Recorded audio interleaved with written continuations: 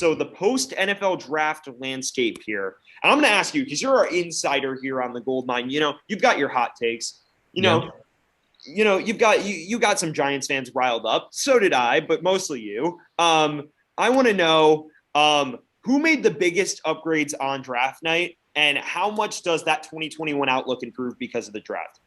Well, if you ask Stephen A. Smith, his answer would probably surprise you. He said the Dallas Cowboys. Stephen A. Smith said the Dallas Cowboys. Okay, yeah. Let's hear this. Let's hear this. Well, no, I'm not going to actually agree with him. Okay. Because I don't. But I do think the LA Chargers got the best upgrades. They upgraded their O-line. Major improvement. You got to protect Herbert. Can't have what happened to Joe Burrow happen to Herbert. And they got a great cornerback at their position in the second round. They improved dramatically. And I honestly think they could – I'm not going to say they're going to beat the Chiefs because they got that division on lockdown right now. But I'm going to say they're in like a wild card spot for sure. All right. You know what? It's mainly based on the first two rounds. But I'm going to show my man Swan some love. I think the Chicago Bears had a good draft. Like, you trade up for Fields.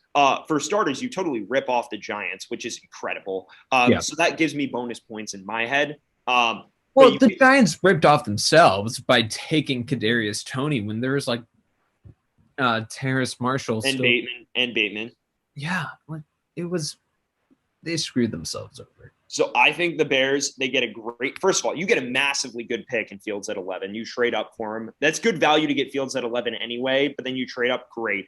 And then also the best pick for me, at 39, they got Tevin Jenkins. That was somebody that people thought they would pick at 20. So they basically got 2 first-round prospects in the top 40. If I'm a Bears fan, I'm absolutely thrilled with that. I think an honorable mention here goes to the Browns for getting Owusu-Koramoah that low in the second round, although I heard he has a heart issue. So hopefully he's okay. We'll send our thoughts out to him. But if he's good to go, you got incredible value on your defense. And their defense is already kind of scary. And the thing about Owusu-Koramoah is he helps your secondary as much as your linebacker core because he can cover receivers with his athleticism. So, if he's fully healthy, that defense, like, the biggest weakness is their secondary. They've kind of patched that up. Dude, they're ready to go. They're contenders, in my opinion. I'm on the bandwagon with you. We've been on the Baker train for a minute. I think that the Baker train only gets more crazy this offseason. Yeah, it's going to be great. I'm excited, but we have to wait like 3 months to see anything. I also want to say I'm gonna actually go back to what Stephen A. Smith said and kind of agree with him, because there's one guy that, first of all, Mika Parsons, best defender in the draft. Okay, I agree with you. Most versatile, most athletic, all of that. But getting Jabril Cox in the 4th round is gonna be a steal. Okay, that dude started out as a first rounder, and then he ranked as a late second to early third round linebacker, and then dropping to the 4th round. It's a great pick. And then Kelvin Joseph, I heard his teammate on the radio today. It's the linebacker that got selected by Washington. I'm not going to remember his name. Yeah, Jamin Davis. Yes. He honestly has a lot of faith in that guy, and he's going to be looking forward to going up against him sharing the same field with him every week when the Cowboys and football team play together. And yeah. So all right. I need that to say. So we're going to move in now, Joe, to talk about some of the losers of the draft. Maybe some teams that we think screwed the pooch. There's one team I want to talk about. We've people who watch our channel are Eagle? going to say, they're going to say, Sam, Joe, you're too hard on them. Gettleman's doing a fine job. New York, man, get your heads out of here and stop being delusional. Yeah, get You your traded back for a guy you could have gotten in the second round. What are you doing? Like, look, I like Kadarius Toney. I don't think he's a bad player. I think he adds some stuff to the slot, but you have Slayton who can play in the slot already. You have Shepard who can play in the slot. But look, Toney's versatile. I like that.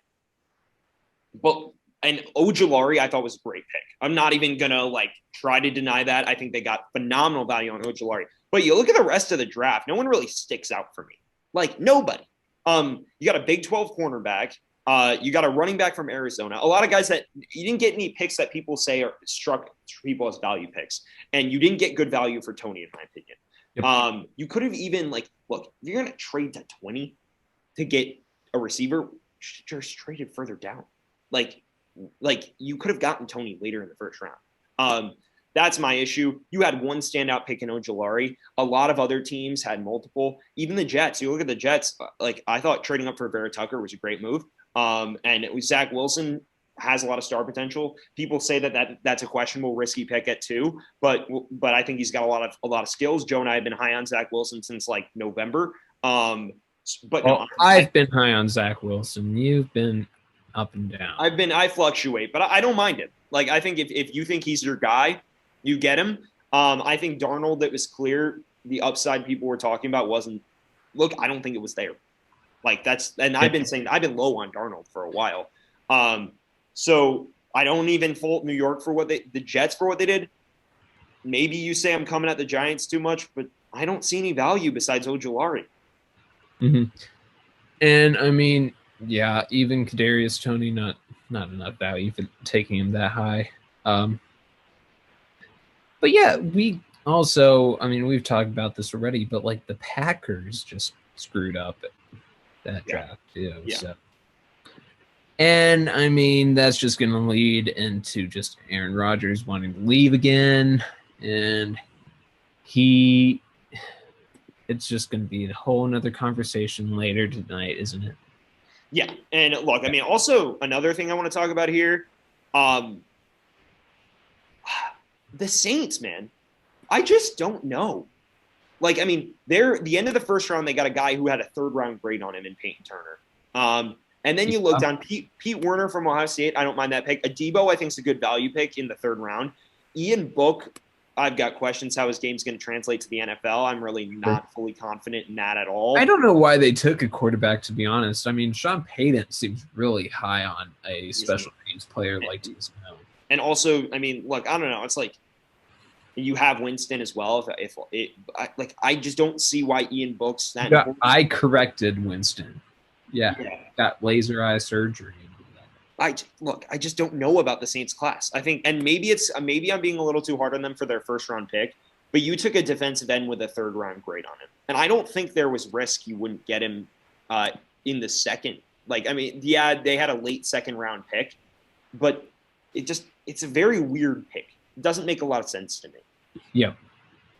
I mean, the Saints not really the best at drafting recently. Last year wasn't that good for them either. But I also want to bring up one more thing. The Bears, Justin Fields, horrible pick. Okay? And I can prove this. Let's see. Bears, are they known for having good quarterbacks? So no. Answer this. No. No. I mean, yes or no. Grossman and Jay Cutler are their highlights. Yeah. Okay. Ohio State, how many quarterbacks have they produced to do well in the NFL? Justin Fields is the exception to both rules. No. How many quarterbacks? Exception to both rules. How many quarterbacks? 0. Okay. You put Ohio State and the Chicago Bears together, it's not a good mix. Okay. And it's going to be hard. I'm just going to start a campaign on Facebook and all that of just bashing on Justin Fields until he actually proves me wrong. Justin Fields is going to be a superstar. I think Justin Fields is going to be phenomenal. I don't think so. I think that situation, isn't as bad as people think. I think it just looks worse because the quarterbacks they had were flaming hot trash. Yeah. Like their receiving core, Allen Robinson, good receiver, like really good receiver, very underrated actually. And then also Darnell Mooney had a pretty good rookie season with Mitch Trubisky as his quarterback for over half of it. Darnell Mooney's a good deep threat. Fields can throw a deep bomb. Robinson's very versatile. I think Cole Kmet showed promise, and I think his numbers would have been higher with a better quarterback, and he can block. You get a good offensive line upgrade in Jenkins. Look, I know the Bears are cursed. I know Ohio State is cursed. Maybe Fields can break both. I like Fields. I want to. Maybe it's because I wanted him at 15, but I really, really like Justin Fields, and that's really all I have to say about it. I'm not gonna hate on Justin Fields.